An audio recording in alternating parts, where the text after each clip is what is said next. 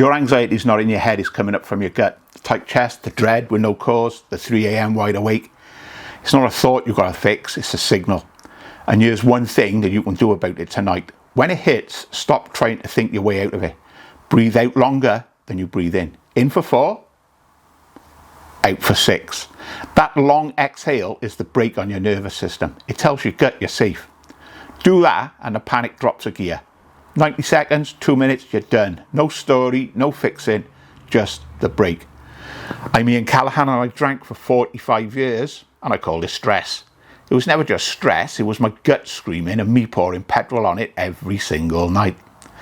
25 years I spent as a technical architect. When a system threw an alarm, you didn't argue with the alarm. You found out what was sending it. Anxiety is the alarm. And let me show you what's sending it. Your gut is where most of your serotonin is made. 90% of it, the calm chemical. It's made in your gut. It's not made in your brain.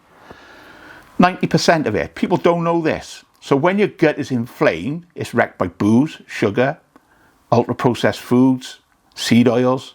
It stops making the calm. And your brain is starved of it. Starts ringing the alarm. That's the dread. That's the 3 a.m. wake up. And it all started in your gut, not in your head. In my method, I call the thing in your gut Lucifer. Picture him. He's a feral little fucking raccoon. Feed it booze, sugar, seed oils, and he tears the place apart. He's inflamed, he's wired, he's loud. And that's the noise that travels up the vagus nerve to your brain. Feed it real food, and it settles. The wire goes quiet, the alarm stops. Same raccoon, different food. And here's the part that took me 45 years to learn. Physiology sets tone. Your body state sets the mood you're in. Before you can even think a single thought, it's already done. So you cannot think your way out of anxiety while your body is in threat. It's in the wrong order. And this is what we do all the time. You don't argue with the alarm, you change the state that's triggering the alarm. And what I do, I call this state over story. The anxious thought is not a true story about your life. It's a state that your body is currently sitting in. Change the state and the story changes with it.